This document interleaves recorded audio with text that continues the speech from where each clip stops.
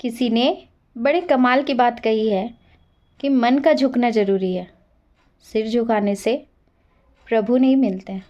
तो हेलो दोस्तों, मैं सोनपरी आज फिर से आपके पास एक छोटी सी प्यारी सी कहानी लेकर आई हूँ। बहुत ही प्यारी सी कहानी है, सुनिएगा ज़रूर। एक नगर में एक राजा था। बहुत दिनों के बाद उसे पुत्र की प्राप्ति हुई थी। इस खुशी में, पुत्र होने की खुशी में, वह पूरे नगर में ऐलान करवाता है कि कल पूरी प्रजा के लिए, पूरी जनता के लिए राज दरबार खोल दिया जाएगा और जो सुबह सबसे पहले आकर जिस चीज़ को हाथ लगाएगा वह चीज़ उसकी हो जाएगी। लोगों में बहुत ही उत्साह था।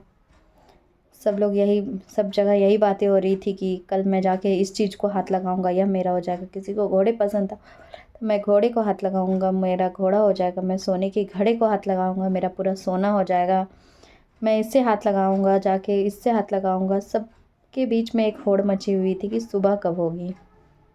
रात भर तो कोई प्रजा अच्छा से सोया नहीं था कि ना जाने सुबह कब होगी और मुझसे पहले कहीं कोई और जाके मेरे पसंदीदा चीज़ को हाथ ना लगा दे। सुबह हुई, सभी जनता हाजिर हुए, राज दरबार खोला गया। राज दरबार खुलते ही राज दरबार में एक अजब सा भीड़ का माहौल छा गया। सभी एक चीज़ से दूसरे चीज़ के पीछे भाग रहे थे कि मुझे अपना पसंदीदा चीज़ मिल जाए। सभी एक जगह से वो दूसरी जगह से तीसरी जगह, सभी भाग रहे थे कि मुझे मेरा पसंदीदा चीज़ मिल जाए किसी तरह। एक बच्चा था उनमें से जो कि किनारे चल के आ रहा था। राजा सब कुछ अपने सिंहासन से बैठ के देख रहा था।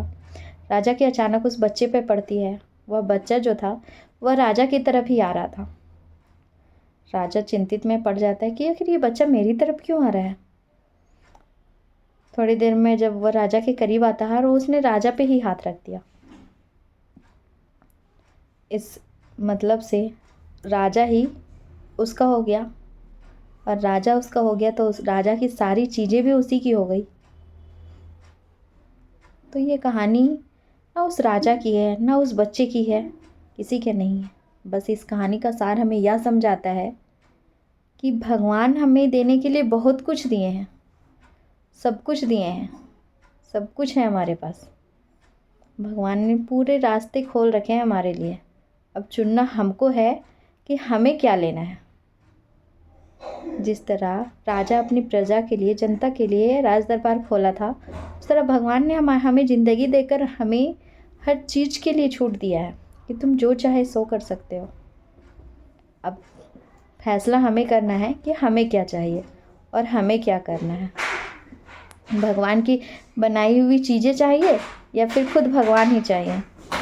और होशियार तो यहाँ ये वह है जो भगवान से किसी चीज़ की चाहत नहीं कर रहा है, बल्कि भगवान को ही भगवान से मांग रहा है।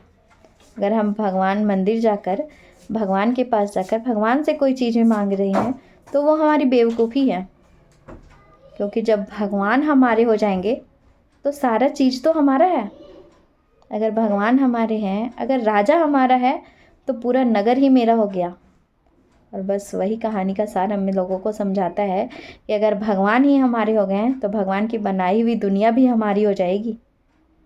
तो भगवान से कोई चीज़ की चाहत मत कीजिए, भगवान से भगवान को पाने की चाहत कीजिए कि आप बस मुझे मिल जाइए, बाकी मुझे कुछ नहीं चाहिए। तो बहुत ही छोटी सी कहानी है और बहुत ही गहरा संदेश देती है। इस वीडियो को एक बार ज़रूर से ज़रूर देखिएगा और चैनल पे नए हैं तो चैनल को सब्सक्राइब ज़रूर कीजिएगा। और अंत में हम यही कहेंगे, ऊपर वाले के आशीर्वाद के साथ, खुद की मेहनत के साथ कर दिखाओ कुछ ऐसा जिससे इतिहास बन जाए। धन्यवाद दोस्तों।